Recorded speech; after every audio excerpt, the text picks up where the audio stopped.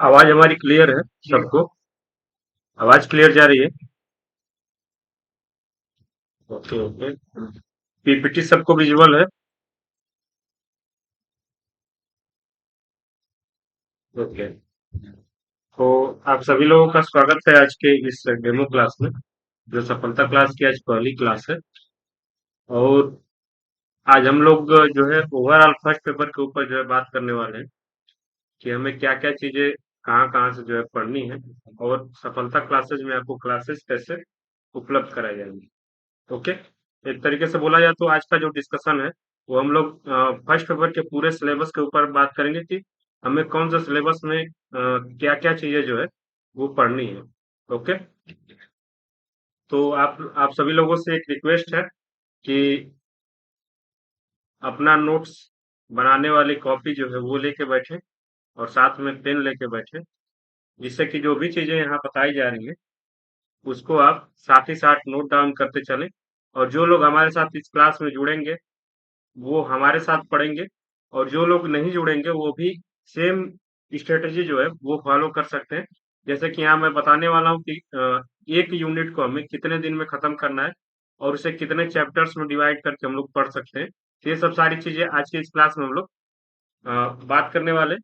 और हमारी जो प्रॉपर क्लास है वो कल से शुरू होगी, जब हम लोग टीचिंग एप्टीट्यूड शुरू कर देंगे। ओके। तो कितने लोग हैं जो अपना नोट्स बनाने वाली कॉपी या रफ कॉपी लेके बैठे हैं?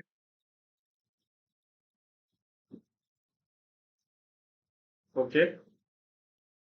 अ, देखिए, अगर बात किया जाए कि ऑफलाइन और ऑनलाइन में सबसे बड़ा अंतर क्या है, तो ऑफलाइन में आप टीचर बाउंडेड होते हैं, मतलब टीचर के सामने आप होते हैं, तो कुछ टीचर की रिस्पेक्ट करते हैं। और ऑनलाइन में आप पूरी तरीके से स्वतंत्र होते हैं, यानी कि सारी चीजें आपके ऊपर निर्भर करते हैं कि आप पढ़ते हैं या आप चीजों को सही से सुनते हैं, या आप नोट्स बनाते हैं या नहीं बनाते हैं, या आप क्लास करते करते खाना बनाते हैं या कहीं जाते हैं घूमते फिरते हैं। तो ये सारी चीजें आप लोगों के ऊपर है। हालांकि हम लोग जब टीचिंग एप्टीट्यूड पढ़ेंगे तो उसमें देखेंगे कि ऑफलाइन लर्निंग और ऑनलाइन लर्निंग में क्या क्या डिफरेंस जो होते हैं, क्या क्या उसके फायदे होते हैं, क्या क्या नुकसान होते हैं। तो इन सब सारी चीजों को हम लोग बहुत डिटेल से देखेंगे। लेकिन इसलिए आप लोग जितने हमारे साथ अभी तक जुड़े हैं उन लोगों से बस मैं कहना चाहूंगा कि चीजों को सीरियस लीजिए थोड़ा सा, और जो भी चीजें यहाँ बताई जाएंगी उसको आप लोग अच्छे से फॉलो करने की कोशिश करिए। ओके। ठीक है। तो हम लोग शुरू करते हैं। काफी लोग जो है ज्वाइन हो चुके हैं, धीरे धीरे और लोग भी ज्वाइन होंगे। तो सबसे पहले जिनको ना अभी तक नहीं पता है कि फर्स्ट पेपर में कितने यूनिट्स होते हैं, तो सबको एक बार मैं बता देता हूँ कि फर्स्ट पेपर में 10 यूनिट होते हैं, और सभी यूनिट से जो है 5-5 क्वेश्चन जो है वो पूछे जाते हैं। ओके। यहाँ पे हम लोग देख रहे हैं कि ऊपर जो है यूनिट का नाम लिखा हुआ है कि टीचिंग एप्टीट्यूड फर्स्ट यूनिट जो है फर्स्ट पेपर का वो है। यहाँ पे हम लोग देख रहे हैं कि नंबर ऑफ क्लासेस जो है लिखी लिखी हुई है। तो यहाँ मैं जो आपको फर्स्ट यूनिट टीचिंग एप्टीट्यूड पढ़ाने वाला हूँ उसके लिए मैं 10 से 12 क्लास जो है आपकी लूंगा। और जो लोग अपने से तैयारी करना चाहते हैं वो लोग भी इसे 10 से 12 दिन में अच्छे से कवर कर सकते हैं। ओके। इसके बाद मैं बात करूं कि टीचिंग एप्टीट्यूड का जब आप लोग सिलेबस देखेंगे तो वो एनटीए के द्वारा जो दिया गया है उसमें लगभग 5 से 6 पॉइंट जो है एनटीए दिया हुआ है। तो उसी को मैंने यहाँ चैप्टर वाइज जो है वो बांट लिया है कि हम लोग किस तरीके से उसको पढ़ने वाले हैं। ओके। जो हम लोग सबसे पहले करेंगे वो है टीचिंग। टीचिंग में हम लोग देखेंगे कि टीचिंग क्या होती है। टीचिंग के कुछ बेसिक डेफिनेशंस को देखेंगे जो अलग अलग स्कॉलर्स के द्वारा दी हुई है, और कुछ उसके कैरेक्टरिस्टिक्स हम लोग को देखने हैं, ऑब्जेक्टिव्स ऑफ टीचिंग देखने हैं। उसके बाद इसी में हम लोग देखने वाले level of teaching, level of teaching जिसमें हम लोग को 3 तरीके का लेवल देखना है, आरएलटी, एमएलटी और यूएलटी। ओके। इसके बाद इन तीनों लेवल्स की क्या क्या बेसिक रिक्वायरमेंट्स होती हैं, कौन से बच्चे को किस लेवल में रखा जाना चाहिए और किस बच्चे की कितनी अगर क्षमता है तो उसे हम लोग किस तरीके से पढ़ा सकते हैं, ये सब सारी चीजें हम लोग को टीचिंग एप्टीट्यूड में देखना है। टीचिंग एप्टीट्यूड के पहले चैप्टर टीचिंग में देखना है। ओके, इतना क्लियर हुआ सबको? इसके बाद जो अगला है वो है, पहला था टीचिंग, दूसरा है लर्निंग। लर्निंग में हम लोग को बेसिक रूप से जो देखना है, उसमें हम लोग टीचिंग पहले चैप्टर में बात करेंगे टीचर के अराउंड, कि एक टीचर को कैसा होना चाहिए, टीचर के अंदर क्या क्या क्वालिटी होनी चाहिए, टीचिंग क्या होती है। और सेम वही चीज जब हम लोग दूसरे चैप्टर में देखेंगे तो उसमें हम लोग दूसरे पक्ष की बात करेंगे। दूसरे पक्ष का मतलब कि टीचिंग में अगर आप लोग जानते होंगे कि दो लोग इन्वॉल्व होते हैं, एक होता है टीचर और एक होता है स्टूडेंट। फर्स्ट इस पक्ष की बात हम लोग पहले चैप्टर में करेंगे और स्टूडेंट पक्ष की बात जो है वो दूसरे चैप्टर में करेंगे। इसमें हम लोग देखेंगे कि स्टूडेंट कितने टाइप्स के होते हैं, एडोलेसेंस लर्नर क्या होते हैं, एडल्ट लर्नर क्या होते हैं, और एकेडमिक लर्निंग क्या होती है, सोशल लर्निंग क्या होती है, इस तरीके से इमोशनल लर्निंग क्या होती है, लर्निंग के कितने लर्निंग को हम लोग कितने भागों में डिवाइड कर सकते हैं, ये सब सारी चीजें हम लोग को सेकेंड चैप्टर में देखना है। इसके बाद जो थर्ड चैप्टर है, फैक्टर अफेक्टिंग टीचिंग, मतलब कि अगर कहीं टीचिंग और लर्निंग का प्रोसेस अगर हो रहा है, यहाँ से हम लोग जो देखेंगे अब दोनों चीज को साथ में लेकर चलेंगे, टीचिंग और लर्निंग दोनों को। ओके, तो थर्ड चैप्टर में हम लोग को देखना है कि कौन कौन से ऐसे फैक्टर हैं जो टीचिंग और लर्निंग के प्रक्रिया को जो है इफेक्ट कर सकते हैं। जैसे कि अ, अगर कोई टीचर है, उसकी कम्युनिकेशन स्किल खराब है, तो वो एक टीचिंग लर्निंग के प्रोसेस को इफेक्ट कर सकता है। अगर कोई एक स्टूडेंट है, उसका मेमोरी पावर कमजोर है, या उसका जो समझने की क्षमता है वो कमजोर है, तो वो जो है उस फैक्टर एक बन सकता है टीचिंग को अफेक्ट करने के लिए। ओके, इसके अलावा अगर देखें कि ऑनलाइन टीचिंग और ऑफलाइन टीचिंग में कौन कौन सी चीजों को अफेक्ट करते हैं, हम लोग को मेजर रूप से इसमें बात करना है, क्योंकि चूंकि हम लोग हायर एजुकेशन के स्टूडेंट हैं और हमें हायर एजुकेशन के फील्ड में ही जाना है, तो इन सब सारी चीजों के सेंटर में हम लोग क्या रखेंगे, हायर एजुकेशन। हायर एजुकेशन से रिलेटेड हम लोग बात करेंगे। ओके, इसमें हम लोग को अगला जो देखना है वो है methods of teaching in institution of higher education. मतलब कि एक हायर एजुकेशन का कोई अगर इंस्टीट्यूशन है तो उसमें किस किस मेथड से पढ़ाया जा सकता है। जैसे कि अगर हम लोग देखते हैं कि हम लोग ऐसे अब सिचुएशन में आ चुके हैं कि हम लोग का वाइवा भी होता है, सेमिनार भी होता है, और कई बार डिसर्टेशन वगैरह भी लिखने को मिलता है, इंटरव्यू भी देखने को मिलता है। तो ये सब क्या है कि एक टीचिंग का जो है वो मेथड है। ओके, तो इसी तरीके से हम लोग को देखना है कि कौन कौन से ऐसे मेथड्स हैं जो टीचिंग इंस्टीट्यूशन में अप्लाई होते हैं, कौन से हायर एजुकेशन में। ओके, इसके बाद teaching support system. Teaching support system में ऐसे हम लोग को बहुत ही इसमें विस्तृत तरीके से बात करना होगा कि कौन कौन से मॉडर्न टीचिंग सपोर्ट सिस्टम है। जैसे कि अगर पुराने समय की बात करें, अगर हम लोग एंशियंट टाइम की बात करें, तो एक टीचिंग के लिए क्या रिक्वायरमेंट थी, एक अच्छा सा क्लासरूम हो, उसमें एक टीचर हो, कुछ स्टूडेंट हो, और इसके अलावा एक जो है ब्लैक बोर्ड हो, ब्लैक बोर्ड हो या व्हाइट बोर्ड हो, जो भी हो, जिसपे बस टीचर को लिखने का जो है वो सुविधा मिल सके, तो वो अच्छे से टीचिंग लर्निंग के प्रोसेस में बच्चों को इन्वॉल्व कर सकता था। लेकिन अभी क्या है, एक मिनट, अभी का जो मॉडर्न समय है उसमें हम लोग अगर देखें तो इन सब चीजों के अलावा भी बहुत सारी चीजें जो वो आ चुकी है। जैसे कि प्रोजेक्टर हो गया, स्मार्ट बोर्ड हो गया, कैमरे का भी रोल हम लोग देखते हैं, फोटोज हो गए, डीवीडी प्लेयर हो गया, ये सब भी अब के इस समय में एक जो है टीचिंग सपोर्ट सिस्टम के रूप में इस समय हम लोगों को देखने को मिलते हैं। तो ये जो है हम लोगों को इस टीचिंग एप्टीट्यूड के 5वें चैप्टर में हम लोगों को बात करना है। ओके, आप कुछ कहना चाहते हैं क्या अंशु?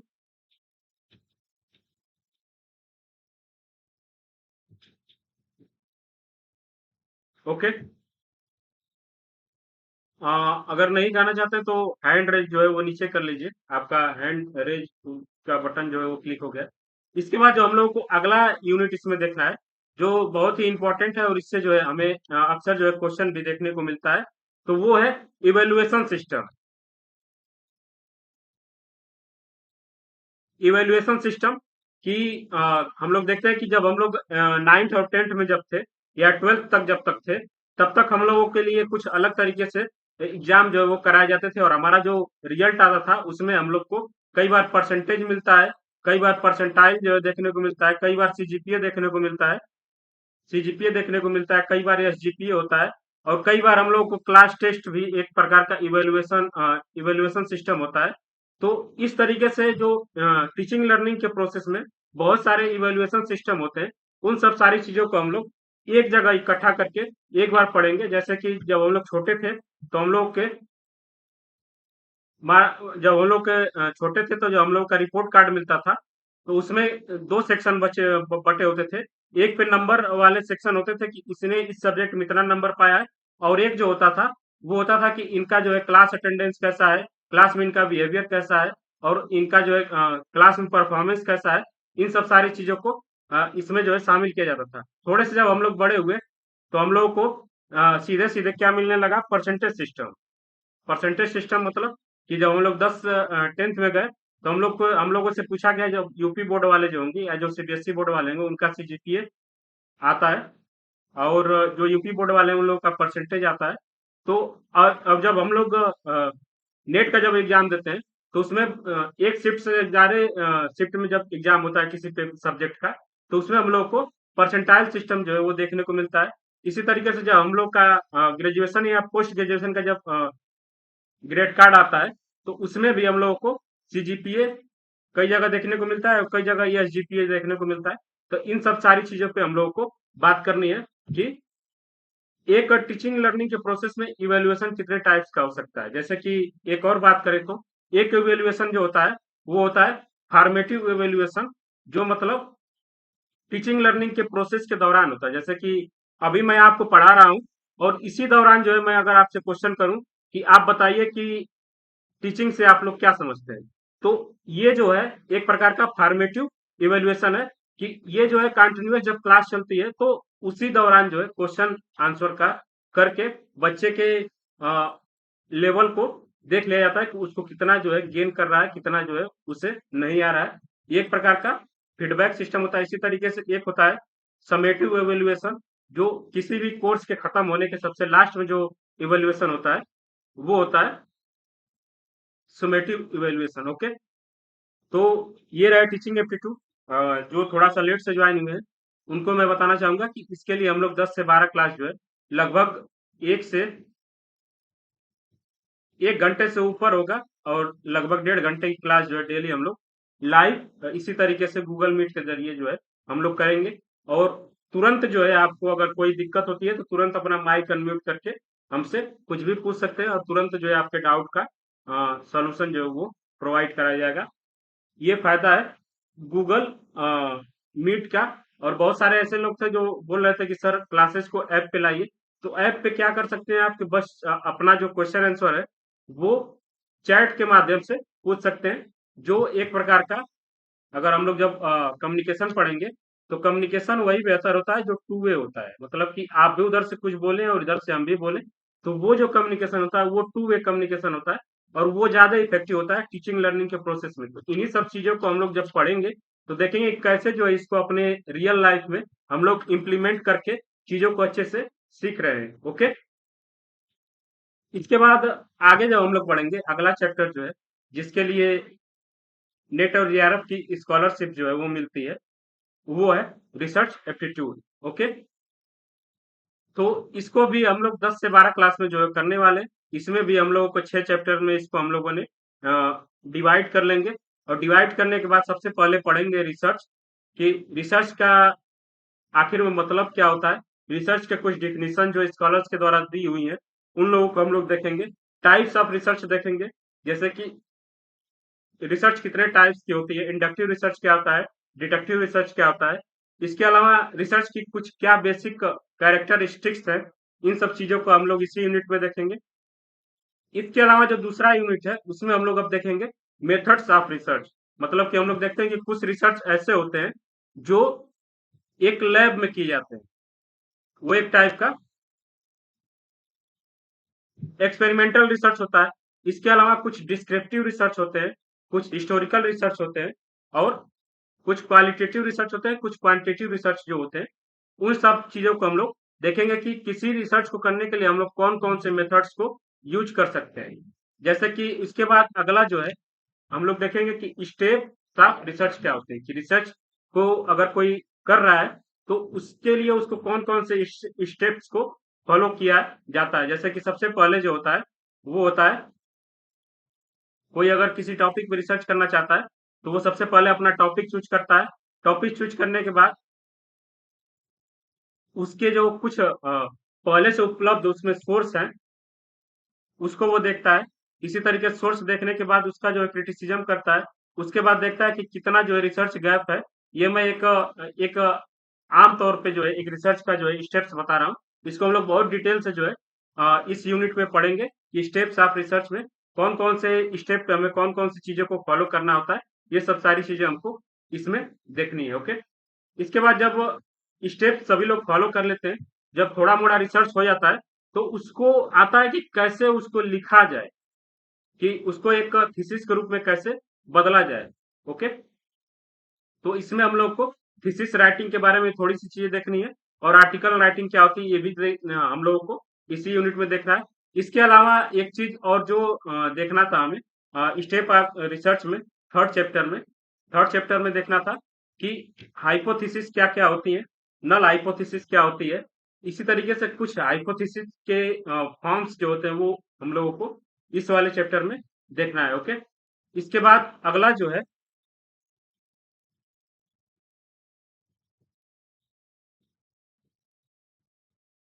अगला जो है कि application of ICT in research. अगर कोई अभी इस समय जो है आईसीटी का जो है चलन बहुत ज्यादा बढ़ गया है, तो इसमें हम लोग को देखना है कि इन सारी चीजों का हम लोग कैसे जो है रिसर्च के फील्ड में यूज कर सकते हैं। जैसे कि चैट जीपीटी हुआ, इसका भी बहुत लोग रिसर्च के फील्ड में यूज कर रहे हैं।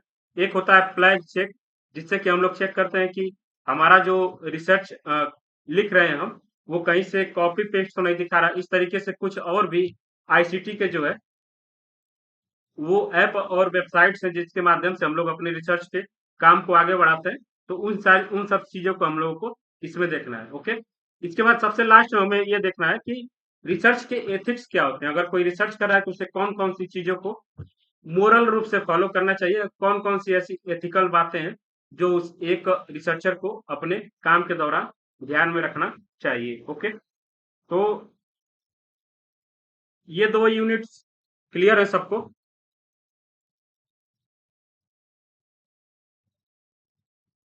ओके,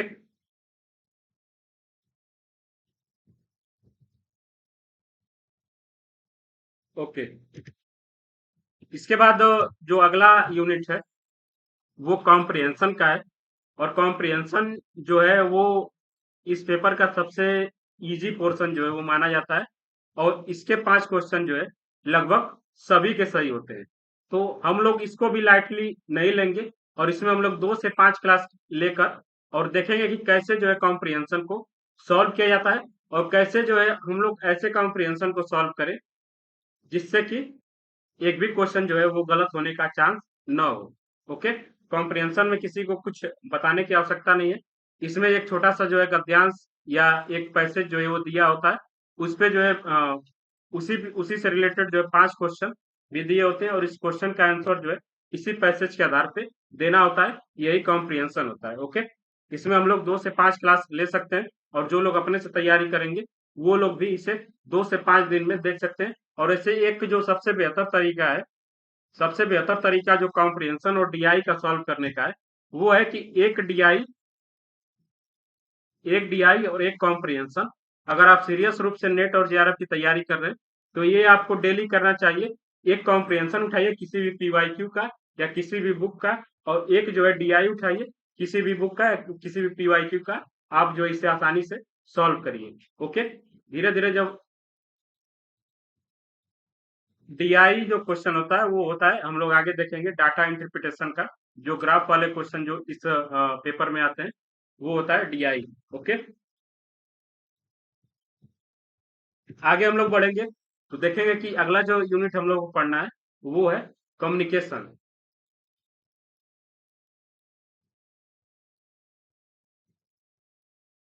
कम्युनिकेशन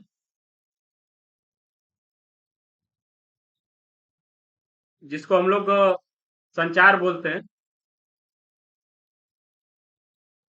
इसमें हम लोग को ये इसलिए सबसे इम्पोर्टेंट इस पेपर में रखा गया है नेट के द्वारा कि अगर मैं आपको कुछ पढ़ा रहा हूं, जैसे कि अभी मैं आपको कम्युनिकेशन बता रहा हूं, तो सबसे जो इसमें इम्पोर्टेंट फैक्टर है वो मैं किस तरीके से आपसे बात कर रहा हूँ और किस तरीके से आप जो है हमसे बात कर रहे हैं, कितना जो हम लोगों का लेवल ऑफ नॉलेज जो है वो एक दूसरे के सेम हो पा रहा है, उतनी सारी चीजें ये डिसाइड करते हैं कि आपको चीजें अच्छे से समझ में आ रही हैं या नहीं समझ में आ रही हैं। ओके, तो इसलिए जो है इसको इसमें रखा गया है कि हम लोग को आगे चल के बच्चों को अगर पढ़ाना हो तो हमारी कम से कम कम्युनिकेशन स्किल इतनी बेहतर तरीके से डेवलप हो पाए कि हम अपनी बातें आसानी से किसी को समझा सकें। ओके, तो इसी चीज को हम लोग देखेंगे इसमें चार चैप्टर्स में, जिसमें कि पहला है कम्युनिकेशन एंड इट्स मॉडल।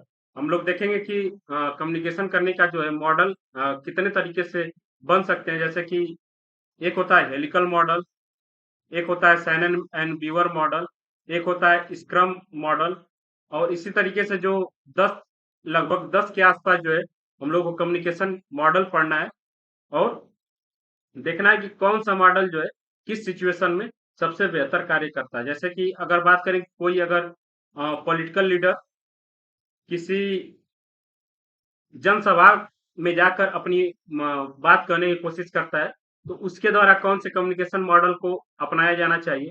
अगर कोई स्टूडेंट और टीचर के बीच में अगर कोई बातचीत हो रही है तो उन लोगों के बीच में कौन सी कम्युनिकेशन मॉडल को अपनाया जाए तो सबसे बेहतर रिजल्ट जो है वो मिल सकता है। इसके अलावा कुछ अफवाहें जो फैलती हैं, जैसे कि अफवाहें जो फैलती हैं उसमें सबसे ज़्यादा ये होता है हेलिकल मॉडल का यूज़ होता है। जैसे कि वो बात जो है एक पॉइंट ऑफ सोर्स से निकल के धीरे-धीरे कई लोगों के बीच में फैलते हुए जाती है, तो उसे हम लोग हेलिकल मॉडल बोलते हैं। इसी तरीके से हम लोग बहुत सारे कम्युनिकेशन मॉडल को देखेंगे और देखेंगे कि कैसे जो है इसका हम लोग अपने डेली लाइफ में यूज़ कर सकते हैं। ओके, इसके अलावा जो दूसरा है इफेक्टिव कम्युनिकेशन, कि 2 लोग अगर आपस में बात कर रहे हैं, तो उनके कम्युनिकेशन को इफेक्टिव बनाने के लिए कौन-कौन सी ऐसे बातें हैं जो जिम्मेदार हैं, बैरियर्स क्या होते हैं, गेट कीपर क्या होता है, ये सब सारी चीजें हम लोग इफेक्टिव कम्युनिकेशन में देखेंगे। और इसी में आगे हम लोग जब बढ़ेंगे तो देखेंगे कि बैरियर्स ऑफ इफेक्टिव कम्युनिकेशन में, जैसे कि नॉइज क्या होता है। नॉइज का मतलब शोर नहीं, नॉइज का मतलब है किसी चीज को डिस्टर्ब करने वाला एलिमेंट को हम लोग कम्युनिकेशन में नॉइज बोलते हैं। जैसे कि मैं अगर आपसे इंटरनेट के माध्यम से अगर बात कर रहा हूँ, हमारे बीच जो भी बातचीत हो रही है वो इंटरनेट के माध्यम से हो रही है, तो अगर आपका सिग्नल वीक है या मेरा सिग्नल वीक है तो वहां जो एक नॉइज क्रिएट होगा, वो जो है बैरियर के रूप में हमारे इफेक्टिव कम्युनिकेशन को प्रभावित करेगा। इसी तरीके से 2 लोग अगर बात कर रहे हैं, एक जो है फ्रेंच बोल रहा है, एक जो है इंग्लिश बोल रहा है, तो न ये इसकी बात समझेगा, न ये इसकी बात समझेगा। इसे हम लोग लैंग्वेज बैरियर बोलते हैं। इसी तरीके से कोई बात है जो एकदम हँसने वाला है, कोई अगर कोई जोक सुनाता है और जोक सुनाते-सुनाते वो रो देता है, तो यहाँ क्या हुआ, एक प्रकार का फिजिकल बैरियर आ गया कि उसके बाद से उसके शरीर का जो है तालमेल नहीं बैठ पाया और जो सामने वाला व्यक्ति है वो उसे उतना अच्छे से नहीं गेन कर पाएगा जितना कि अगर वो अपने शरीर और अपने मुंह का जो है तालमेल बैठा के बातचीत करता है। तो इसी तरीके से कुछ बैरियर्स जो है हम लोगों को देखना है। इसके बाद जो इस समय जो आज के मॉडर्न टेक्नोलॉजी के दौर में सबसे ज्यादा जो यूजफुल है मास मास मीडिया और सोसाइटी, जैसे कि Instagram, Facebook, WhatsApp, news channel, newspaper, कोई मैगजीन, ये सब क्या है एक प्रकार का मास मीडिया का जो है तरीका है। और इसका जो है क्या इफेक्ट पड़ता है सोसाइटी पे, सोसाइटी इसको कैसे ले रही है, पॉजिटिव वे में कैसे इंस्टाग्राम हम लोग के लिए जरूरी है, उसका जो क्या निगेटिव इम्पैक्ट पड़ रहा है, इस तरीके से भी इससे क्वेश्चन पूछे जाते हैं, तो इसको हम लोग बहुत अच्छे से डिस्कस करेंगे। ओके, आगे जब हम लोग बढ़ते हैं तो अगला जो चैप्टर है वो है मैथमेटिकल रीजनिंग और एप्टीट्यूड। इसमें हम लोग को कुछ जनरल मैथमेटिक्स जो होते हैं, अंकगणित होते हैं, उनकी चैप्टर्स को देखना है, जैसे कि प्रतिशत, परसेंटेज, लाभ हानि, प्रॉफिट एंड लॉस, और प्रॉफिट लॉस के अलावा साधारण ब्याज, अनुपात समानुपात। ये जो कुछ चार पांच ऐसे चैप्टर है जिससे कि क्वेश्चन पूछे जाते हैं, उन उन लोगों को हम लोग इसमें देखेंगे। और इसके अलावा जो रीजनिंग का अगर पोर्शन देखें तो इसमें हम लोग देखेंगे coding, decoding, letter alphabet, letter वाला जो रीजनिंग होता है वो कैसे होता है, नंबर वाले रीजनिंग क्या होते हैं, इन सब सारी चीजों को इसमें हम लोग देखेंगे। और इसके लिए हम लोग लेंगे 10 से 12 क्लास। ओके, लगभग 5 क्लास जो है रीजनिंग पे हम लोगों की होगी, और 5 से 6 क्लास जो है वो हमारी मैथमेटिकल एप्टीट्यूड पे होगी। ओके, आगे अगर बढ़े तो यहाँ है डाटा इंटरप्रिटेशन, डीआई, जिसे हम लोग शॉर्ट फॉर्म में डीआई बोलते हैं। जो अभी फिलहाल का जो एग्जाम हो रहे हैं उसमें लगभग सभी लोगों के डीआई जो है वो गलत हो रहे हैं, क्योंकि डीआई का लेवल इतना इस समय बढ़ा दिया गया है कि इसे जो है सॉल्व करने के लिए लोगों को 45-45 मिनट का समय भी कम पड़ जा रहा है। तो इसको हम लोग देखेंगे कि कैसे जो है इसको बेहतर तरीके से सॉल्व किया जा सकता है। कुछ डीआई के तरीकों को देखेंगे, कुछ डीआई के टाइप्स को देखेंगे, जैसे कि हिस्टोग्राम क्या होता है, हिस्टोग्राम ग्राफ क्या होता है, पाई चार्ट क्या होता है, इसके अलावा देखेंगे कि बार चार्ट क्या होता है, बार चार्ट के अलावा देखेंगे कि टेबल चार्ट क्या होता है। सभी टाइप्स के चार्ट से जो है इस समय क्वेश्चन पूछे जा रहे हैं, तो इन सारे चार्ट्स को हम लोग बहुत ही अच्छे तरीके से इस पोर्शन में देखेंगे, जो हम लोग 8 से 10 क्लास इसकी लेंगे। तो ओके, इसके अलावा देखेंगे कि लॉजिकल रीजनिंग, अगला जो चैप्टर हम लोगों का वो लॉजिकल रीजनिंग है। ये हमारा जो है मेरा पर्सनली जो है one of the favourite chapter अगर बोले तो लॉजिकल रीजनिंग है। और इसमें भी अगर बात करें कि सबसे फेवरेट टॉपिक है हमारा वो है फेलिसी। ओके, लॉजिकल रीजनिंग में हम लोग देखते हैं कि जब दो लोग आपस में, दो या दो से अधिक लोग आपस में बातचीत करते हैं, बातचीत का मतलब है कि हम लोग अक्सर सुनते हैं स्कूल में कि हमसे डिबेट करोगे इस बात पे, या कोई भी ऐसा टॉपिक अगर छिड़ गया, मान लीजिए कि रिजर्वेशन का, अगर कोई रिजर्वेशन पे कोई बात करना चाहता है, तो वहां हम लोग अब इस सिचुएशन में है कि हम लोगों को अपने तर्क को रखने से पहले एक अच्छे तरीके से उसका तैयारी जो है करना पड़ता है कि ये अगर मैं ये आर्गुमेंट करूंगा तो ये जो है वैलिड आर्गुमेंट है, और ये जो है इनवैलिड आर्गुमेंट है। तो इसी सब चीजों को हम लोग लॉजिकल रीजनिंग में देखते हैं। और इससे जब आप लोग पढ़ लेंगे, अगर सीरियस होकर पढ़ लेंगे, तो वहां समझ में आएगा कि वैलिड आर्गुमेंट कोई अगर बातचीत कर रहा है तो उसमें लॉजिक लॉजिक होना कितना जरूरी है। तो इसी तरीके से हम लोग इसमें जो है सबसे पहला जो देखेंगे कि understanding the structure of arguments, मतलब कि अगर कोई बात अपना कह रहा है तो उसको वो कितने तरीके से फ्रेम कर सकता है, उसको कितने तरीके से वो बना सकता है, ये है अंडरस्टैंडिंग ऑफ आर्गुमेंट्स। ओके, दूसरा है कि इवेल्युएटिंग एंड डिस्टिंग्विशिंग डिडक्टिव और इंडक्टिव रीजनिंग। जैसे कि डिडक्टिव और इंडक्टिव रीजनिंग बोले तो एक रीजनिंग जो होता है वो एक सिंपल साधारण पॉइंट से लेके वो हम लोग कोरिलेट करते करते एक बहुत बड़े पॉइंट को जो है हम लोग कोरिलेट कर देते हैं। तो एक प्रकार का वो क्या है, इंडक्टिव रीजनिंग है। और डिडक्टिव रीजनिंग का बात करें कि हम लोग जब बहुत बड़े पोर्शन पे बात करते करते उसे हम लोग अपनी बात खत्म करते करते किसी एक बहुत छोटे से पॉइंट पे अगर हम लोग अपनी बात को समाप्त कर देते हैं, तो उसे हम लोग डिडक्टिव रीजनिंग बोलते हैं। ओके, इसी तरीके से हम लोग देखें कि एनालॉजी क्या क्या क्या होती है। फेलिसी में हम लोग देखें कि अगर कोई आर्गुमेंट कर रहा है तो उसके आर्गुमेंट में कौन कौन सी ऐसी त्रुटि जो है वो हो सकती है। जैसे कि इस समय जो सबसे फेलिसी का जो सबसे बेहतरीन अगर मैं उदाहरण दूं, तो दो लोग अगर कोई पॉलिटिशियन डिबेट कर रहा है, जो आपको कहीं भी देखने को मिल सकता है। एक मान लीजिए कि एक जो है वो बीजेपी का जो है बोलने वाला बंदा है, और एक जो है कांग्रेस का बोलने वाला है, या कोई भी विपक्षी पार्टी का है जो बोलने वाला है। तो यहाँ जो है जो विपक्ष के लोग के बात है, वो बोलेंगे कि बीजेपी गवर्नमेंट में जो है, भारत में भ्रष्टाचार जो है बहुत ज़्यादा बढ़ गया है। तो ये जो है इसका एक आर्गुमेंट हो गया कि भारत में जो है भ्रष्टाचार जो है वो बहुत ज़्यादा बढ़ गया है। तो बीजेपी वाला जो स्पोक पर्सन होगा, वो क्या करेगा कि भ्रष्टाचार पे बात ना करते हुए हम लोग देखते हैं कि अक्सर ही हम लोग को देखने को मिलता है कि वो जो है डायरेक्ट भ्रष्टाचार पे बात ना करते हुए, वो अक्सर अपनी हमारी बात को जो है वो घुमा देता है और बोलता है कि बीजेपी के गवर्नमेंट में जो है राम मंदिर का निर्माण हुआ, हम लोगों ने एक्सप्रेस वे बनवाया, हम लोगों ने आयुष्मान भारत योजना जो है वो चलाई। तो यहाँ जो इसका मुद्दा था वो डिबेट का मुद्दा था भ्रष्टाचार।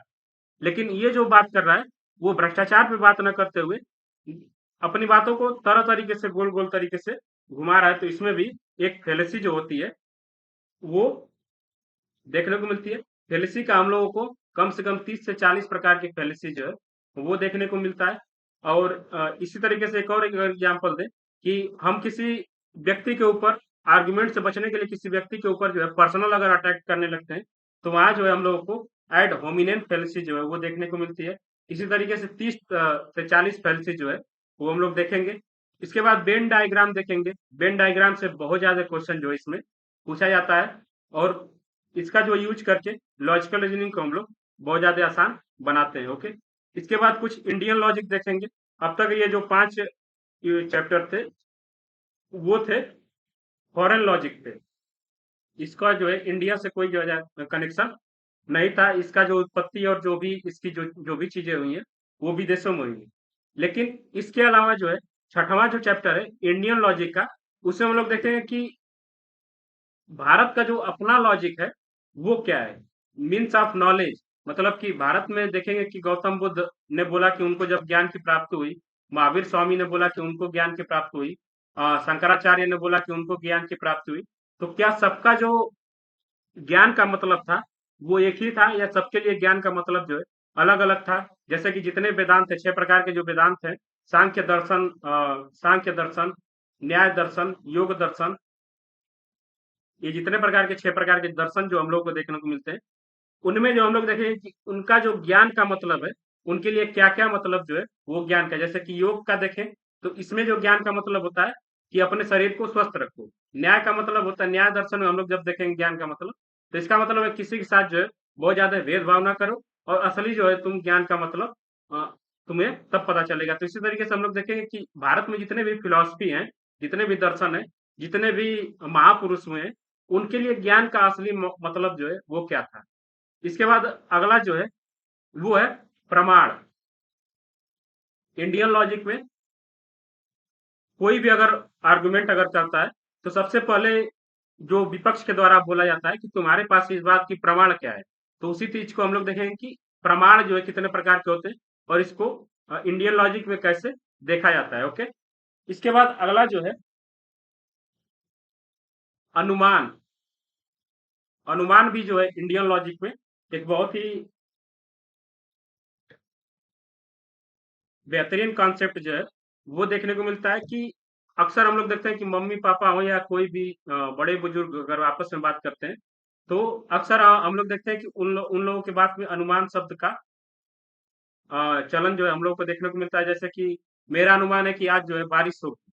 तो ये जो अनुमान है वो किस आधार पे अनुमान लगा रहा है, वो या तो काले बादल को देखा होगा या उसने पिछले दिन की हुई बारिश को देखा होगा, तब उसने एक अनुमान लगाया होगा। तो ये जो इंडियन लॉजिक में अनुमान कितने टाइप्स के होते हैं, उनका क्या जो असली मतलब जो होता है वो हम लोग इस चीज में देखेंगे। ओके, इतनी चीजें सबको क्लियर है।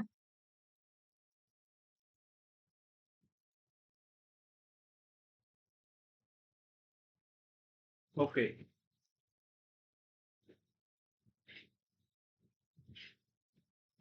हाँ हाँ, इंडियन लॉजिक में ही हम लोग जब फेलेसी जब पढ़ेंगे। हाँ हाँ, बताइए।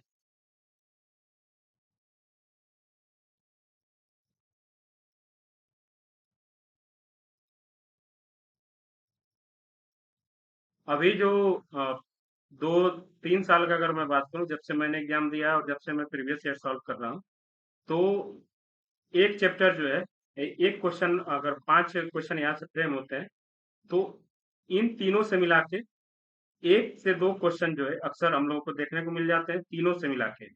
और ये जो ऊपर के 5 हैं, इनसे मिला के 3 से 4 क्वेश्चन जो है वो देखने को मिलते हैं। ओके? जब हम लोग पढ़ेंगे चीज़ों को, तो देखेंगे कि कोई भी चैप्टर शुरू करने से पहले उसका हम लोग प्रीवियस ईयर्स देखेंगे अच्छे से, और उससे कुछ क्वेश्चन सॉल्व करेंगे और देखेंगे कि बिना पढ़े हम लोग इसको कैसे सॉल्व करते।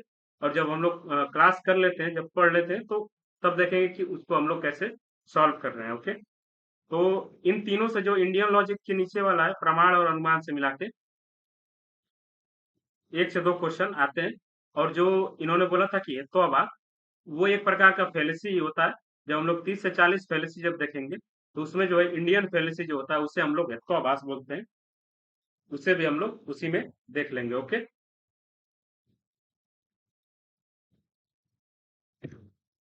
आगे जो है ICT, information and communication technology,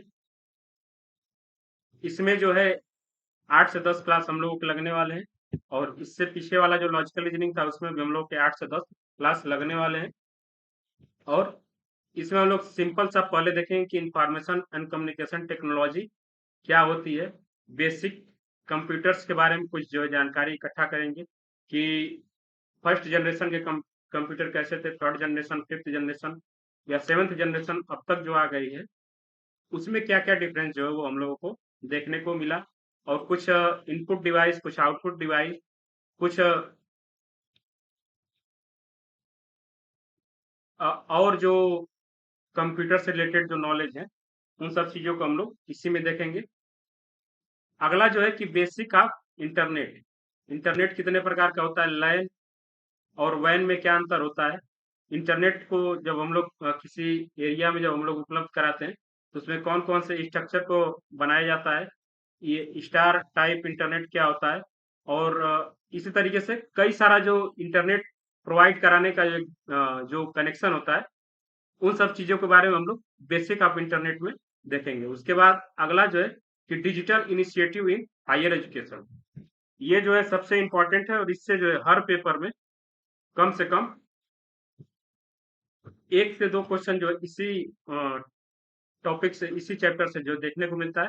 जैसे कि बहुत सारे ऐप के बारे में अभी जो रिसेंटली ऐप्स हो गए जो हायर एजुकेशन के फील्ड में काम में लाए जा रहे हैं, या कुछ वेबसाइट्स हो गई जो हायर एजुकेशन के फील्ड में काम में लाई जा रही हैं, इन सब चीजों को हम लोग देखेंगे। इसी में हम लोग पावर पॉइंट को भी देखेंगे, माइक्रोसॉफ्ट वर्ड को देखेंगे, माइक्रोसॉफ्ट ऑफिस को देखेंगे। तो ये जो है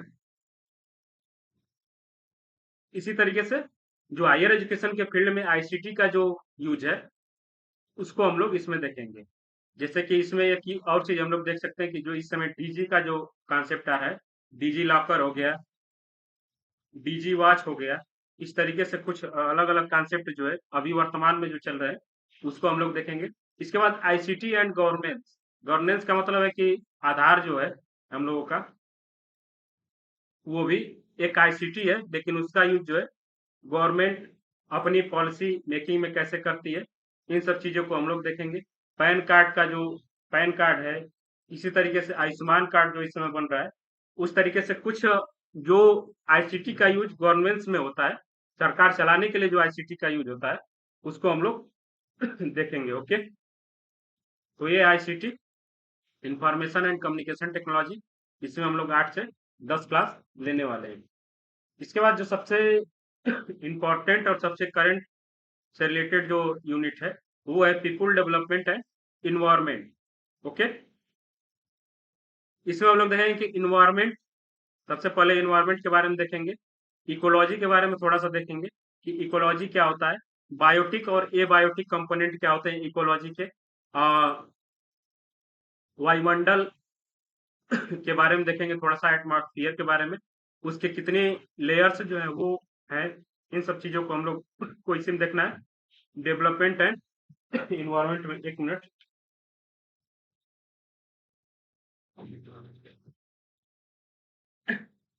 इसके बाद ह्यूमन एंड इन्वायरमेंटल, इन्वायरमेंट के इंटरेक्शन कैसे होते हैं,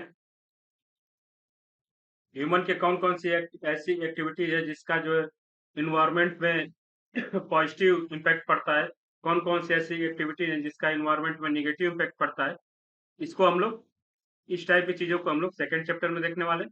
इसके बाद जो इस समय के करंट में जो इन्वायरमेंटल इश्यूज जो चल रहे हैं, इन्वायरमेंटल इश्यूज का मतलब है कि हम लोग सभी लोग जानते हैं ग्लोबल वार्मिंग,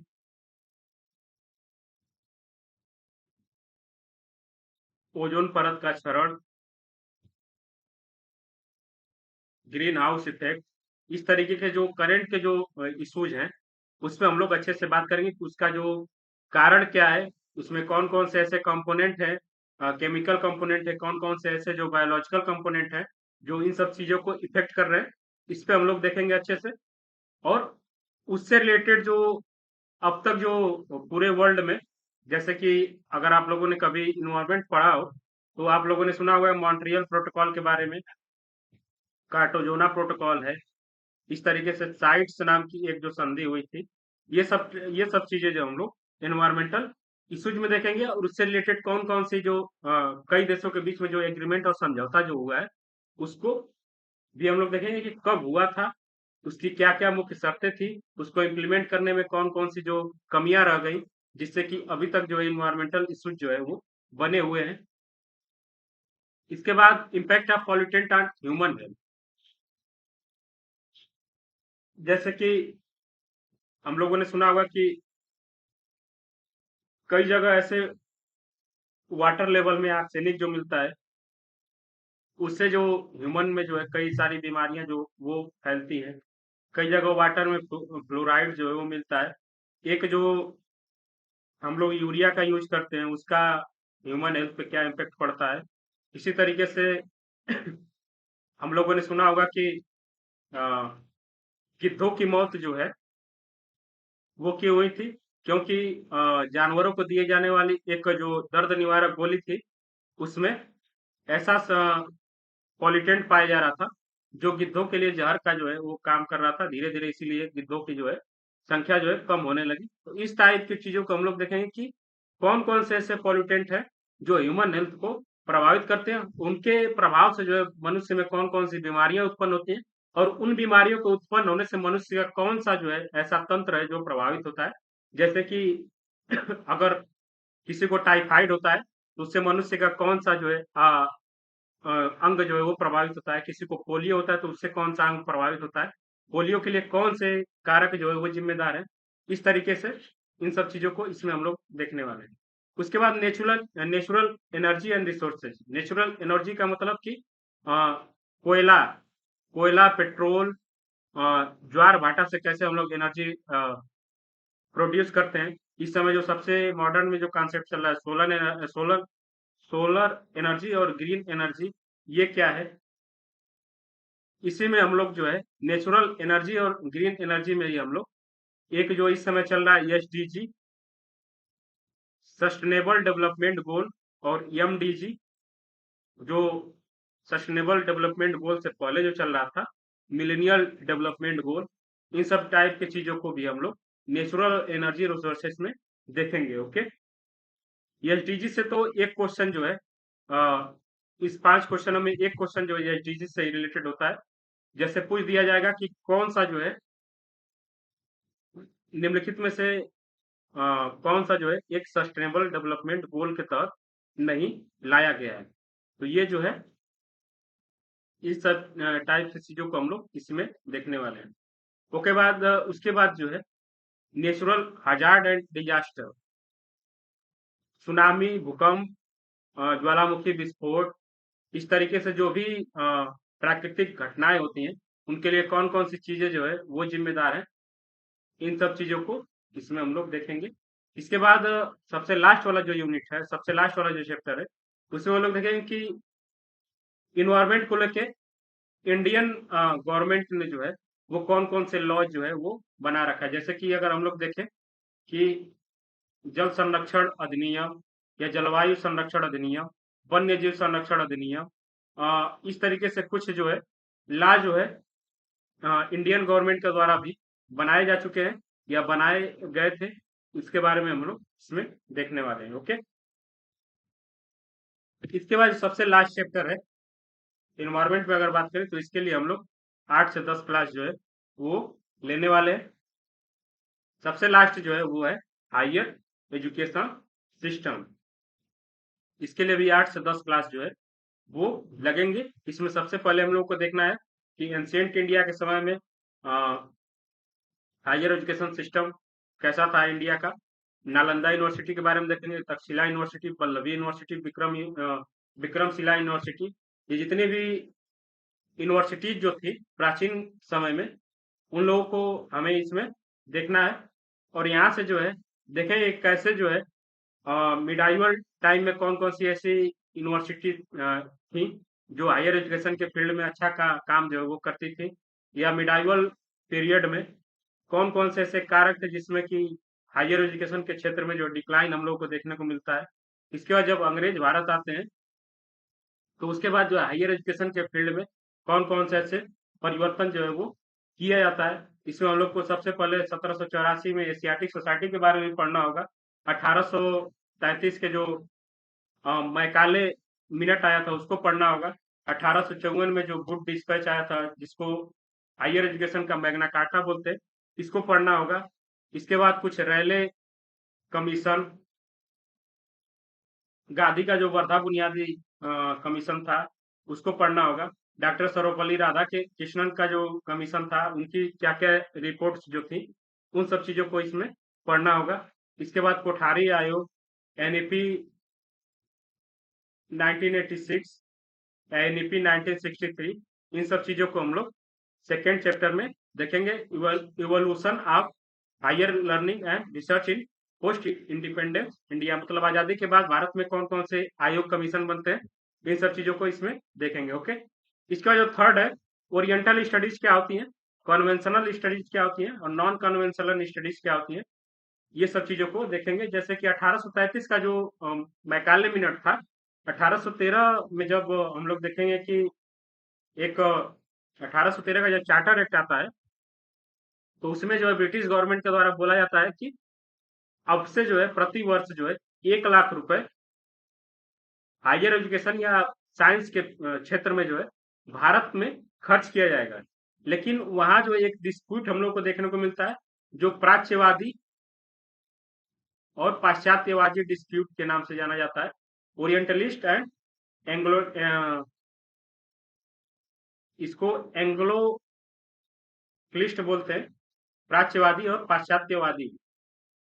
ओके, तो इसी तरीके से हम लोग को देखना है कि oriental convention, non convention learning program India में कौन कौन से चलाए जाते हैं।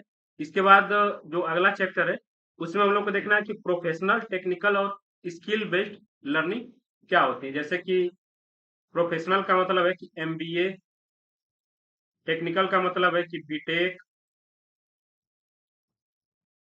बी फार्मा, स्किल बेस्ड का मतलब है कि जो आईटीआई इस समय जो कराए जा रहे हैं, आईआईटी और पॉलिटेक्निक जो इस समय कराए जा रहे हैं, उसका क्या मतलब होता है और उसमें जो है क्या क्या डिफरेंस जो है वो होता है, और क्यों जो है किसी को प्रोफेशनल लर्निंग के लिए प्रोत्साहित किया जाता है, किसी को टेक्निकल लर्निंग के लिए प्रोत्साहित किया जाता है, और किसी को स्किल बेस्ड एजुकेशन क्यों दिया जाता है। तो इन सब चीजों को इसमें देखना है। ओके, जो सबसे इसमें पांचवा है value education and environmental education. Environment education जो है इस समय का जो करंट का एक कॉन्सेप्ट चल रहा है उसको हम लोगों को इसमें देखना है।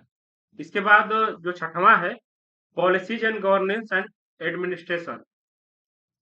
इसमें हम लोग करंट तक यानी कि 2020 का जो एनईपी आया था, एनईपी 2020, इन सब चीजों को इसमें हम लोग देखेंगे कि गवर्नमेंट जो है पॉलिसी बनाते समय हायर एजुकेशन को किस तरीके से देखती है, उस हायर एजुकेशन के फील्ड में वो कैसे जो है अपनी लॉज को जो है इम्प्लीमेंट करती है। ओके,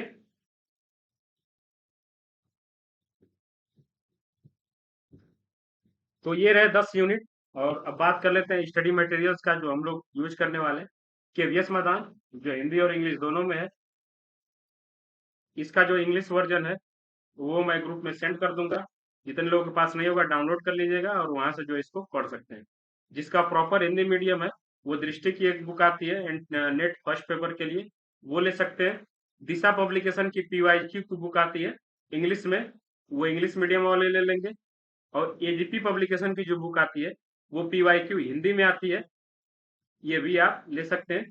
इसके अलावा यूथ पब्लिकेशन की बुक जो है ये इंग्लिश मीडियम में आती है, उसको आप लोग ले सकते हैं। ओके, तो आज के क्लास में हम लोग ने देखा कि कैसे जो है फर्स्ट पेपर के 10 यूनिट को हम लोग कवर करने वाले हैं। और अगर आप अपने से तैयारी करना चाहते हैं तो आप लोग को कैसे जो है इसको करना चाहिए। ओके, इसके बाद जो अपने से तैयारी करने में और हमारे साथ जुड़ के तैयारी करने में जो मुख्य अंतर है, वो सबसे बड़ा अंतर जो है वो है रेगुलरिटी का। कि अगर आप अपने से तैयारी करते हैं तो आपका रेगुलर होना जो है वो थोड़ा सा मुश्किल होता है, अगर आप थोड़े से भी रिस्पॉन्सिबिलिटी अगर अपनी लूज करते हैं तो। लेकिन अगर आप किसी के साथ जुड़ के तैयारी करते हैं तो क्लास के टाइमिंग पे आपको क्लास ज्वाइन करना ही होगा। अगर नहीं करते हैं तो ग्रुप में आपसे हाल चाल लिया जाएगा कि आप जो है क्लास क्यों नहीं ज्वाइन किया। ओके, तो ये कुछ जो फायदे हैं इस क्लास को ज्वाइन करने के। और दूसरे जो सबसे इम्पोर्टेंट है कि समझाने का तरीका। फर्स्ट पेपर ऐसा है जो आप अपने मन से कितना भी पढ़ते रहें, जब तक आप उसे बेहतर तरीके से समझे ना और उसका जो एक एक कॉन्सेप्ट जो है ना क्लियर करें, तब तक उसे आप ना डेली लाइफ में इम्प्लीमेंट कर सकते हैं, ना उसे आप अच्छे से समझ सकते हैं। ओके, क्लास की टाइमिंग जो है 8:30 से 10 बजे तक जो है वो रखी जाती है। 8:30 से 10 बजे तक, यानी कि लगभग 1.5 घंटे एक दिन अच्छे से हम लोग चीजों को पढ़ेंगे। ओके, अगर किसी को बैच से रिलेटेड कुछ जानकारी चाहिए हो तो आप इस नंबर पे संपर्क कर सकते हैं। ओके।